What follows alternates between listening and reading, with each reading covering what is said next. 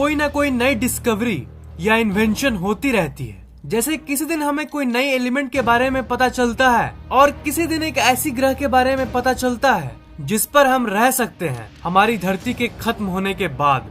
Technology इतनी advanced हो गई है कि हमें लगता है कि हमने दुनिया के सारे रहस्यों से पर्दा उठा दिया, पर असल में इस दुनिया में मिस्ट्रीज भरी हुई है। आज हम हमारे इस दुनिया के बारे में कुछ ऐसी मिस्ट्रीज और सिंपल क्वेश्चंस को एक्सप्लोर करेंगे जिसका उत्तर विज्ञान अभी तक नहीं दे पाया। So let's explore the greatest unsolved mysteries in the world. Number 5, the underground mystery. इस धरती के सतह के अंदर क्या है कोई नहीं जानता। हम लोगों को सरफेस और थोड़ी सी गहराई में क्या है बस यही पता है। अब कुछ लोग कहेंगे कि सतह के अंदर क्या है ये तो सब कोई जानता है। सतह के अंदर तो पेट्रोल, कोयला और बाकी मिनरल्स पाई जाती है, पर आपको ये जान लेना चाहिए ये सब बहुत कम ही गहराई में पाई जाती है। मैं उसकी बात कर रहा हूँ जो इसके भी नीचे है। साइंटिस्ट ने भी सोचा कि इसके नीचे और क्या क्या हो सकता है। इसके लिए उन्होंने एक गड्ढे को बनाया जो करीब 12 किलोमीटर की थी।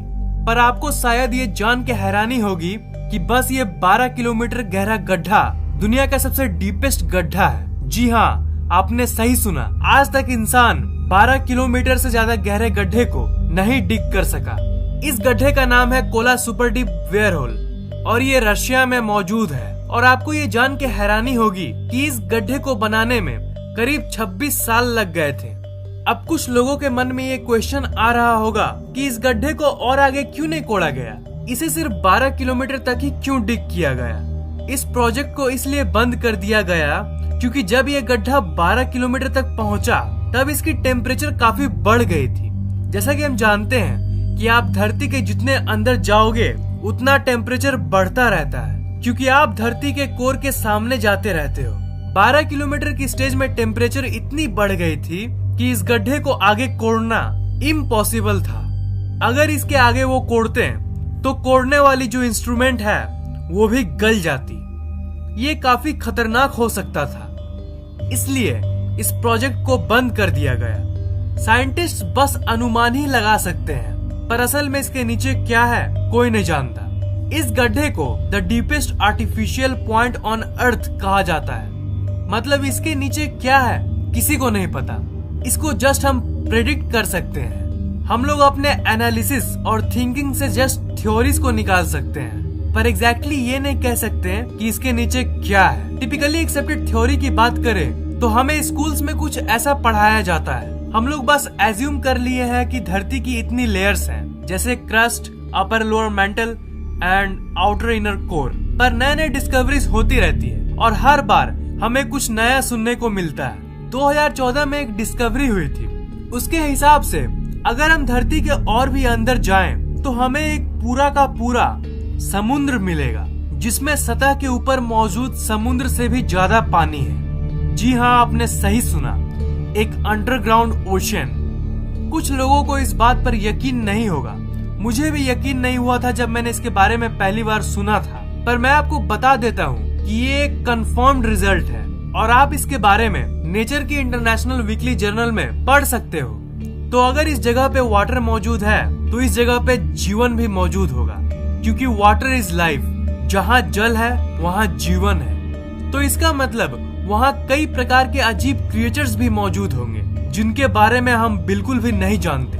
किसी को नहीं पता कि सतह के नीचे आखिर है क्या। Number 4, unexplored caves.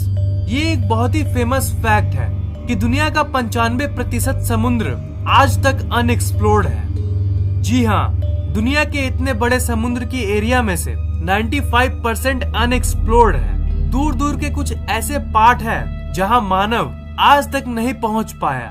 बिल्कुल समुद्र की ही तरह इस दुनिया में ऐसे लाखों केव्स यानी गुफाएं हैं जिनमें आज तक किसी ने कदम नहीं रखा और ना ही एक्सप्लोर किया। और जो गुफाएं पाई भी गई उसमें से ज्यादातर किसके लिए बनाए गए थे ये कोई भी नहीं जानता। नेशनल ज्योग्राफिक ने एक रिसर्च के बेस पे ये अनुमान लगाया था कि बिल्कुल समुद्र की ही तरह इस दुनिया में जितने केव्स हैं उसमें से 90% को हम लोगों ने कभी भी एक्सप्लोर नहीं किया। अमेरिका इस दुनिया का सबसे एक्सप्लोर्ड जगह है। मतलब यहाँ के लगभग हर जगह को एक्सप्लोर किया गया है। पर क्या आप जानते हैं कि अमेरिका जैसी अच्छे से एक्सप्लोर किए हुए जगह पर भी आज तक सिर्फ 50% गुफाओं को ही एक्सप्लोर किया गया है। इससे तो आप समझ ही सकते हैं कि दुनिया में कितने सारे रहस्यमयी गुफाएं हैं। उन गुफाओं में कैसे कैसे अजीबोगरीब रहस्यमयी क्रिएचर्स होंगे, ये किसी को भी नहीं पता। Number 3, how the moon was formed. हम चांद को बचपन से जानते हैं, इसके बारे में हम कहानियां सुनते आ रहे हैं। रात को चांद बहुत ही खूबसूरत दिखता है, पर एक क्वेश्चन है जिसका आंसर किसी को नहीं पता कि आखिर चांद बना कैसे। How the moon was formed. आप में से कुछ लोगों ने कई थ्योरीज के बारे में जरूर पढ़ा होगा, पर ये जान लीजिए कि वो जस्ट थ्योरीज हैं, और थ्योरीज तब निकाली जाती है जब किसी चीज का एग्जैक्ट और एक्यूरेट आंसर हमें नहीं पता चलता। चांद के फॉर्मेशन का सवाल भी बिल्कुल कुछ वैसा ही है। हमारे पास इस क्वेश्चन के थ्योरीज मौजूद हैं। चार्ल्स डार्विन के बेटे जॉर्ज डार्विन ने भी एक थ्योरी निकाला था, और उन्होंने ये कहा था कि जब धरती नई थी तब कोई चांद नहीं हुआ करता था।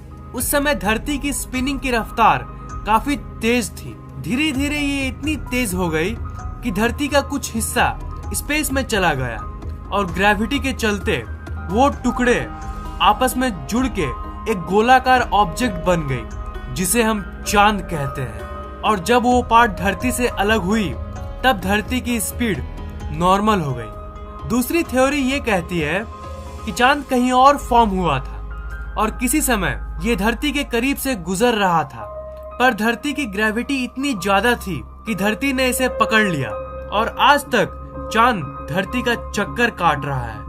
सबसे popular theory giant impact hypothesis ये कहती है कि कुछ लाख साल पहले कोई बड़ी ऑब्जेक्ट धरती से टकराई थी, और इसी के चलते जो हिस्से बिखर गए थे वो आपस में मिलके मून बन गई। अब आप सोच रहे होंगे कि ये थ्योरीज तो आपस में मैच ही नहीं करती। कोई कहता है कि मून ऐसे फॉर्म हुआ था और कोई कहता है कि मून वैसे फॉर्म हुआ था। तो मैं आपको बता दूं कि साइंस ऐसी ही है, अनएक्सप्लेन्ड चीजों में जस्ट थ्योरीज ही होती है, और मून कैसे फॉर्म हुई यह आज तक एक अनसुलझा रहस्य है। सिर्फ थ्योरीज को मान के हम अपने आप को मना सकते हैं कि हाँ मून ऐसे फॉर्म हुई थी, पर एग्जैक्ट आंसर क्या है ये कोई भी नहीं जानता। Number 2, undiscovered civilizations. जब भी हम पुराने सभ्यताओं के बारे में सोचते हैं तो हमारे दिमाग में मायंस और इजिप्शियंस आते हैं, और इनकी एग्जिस्टेंस को सच में माना गया है, और इसलिए हम इसके बारे में नॉर्मली स्कूल्स और कॉलेजेस में पढ़ते हैं। पर रिसर्चर्स और इतिहासकारों के हिसाब से आज भी इस दुनिया में हजारों या फिर लाखों ऐसे सभ्यताएं हैं जिनके बारे में हमें नहीं पता। कुछ तो आज भी जिंदा है। जैसे पिछली वीडियो में मैंने नॉर्थ सेंटिनल आइलैंड के कुछ निवासियों के बारे में बताया था। वो एक ऐसी सभ्यता है जिनको बाहरी दुनिया से कोई मतलब नहीं है। हर साल कोई ना कोई लॉस्ट शहर डिस्कवर होती है। इसका मतलब जो पहले की लॉस्ट शहर और सिविलाइजेशन है, जैसे एटलांटिस और लायन सिटी, ये सब सच में मौजूद थी। बहुत लोगों को लगता है कि ये सिर्फ कहानियां हैं, पर अगर हम रिसर्च की माने तो ऐसे एक दो नहीं हजारों सिविलाइजेशंस थी और है इस दुनिया में, जिन्हें हमने अभी तक खोजा ही नहीं। हो सकता है कि धरती के नीचे अंडरग्राउंड में ही कोई ऐसी सिविलाइजेशन मौजूद हो।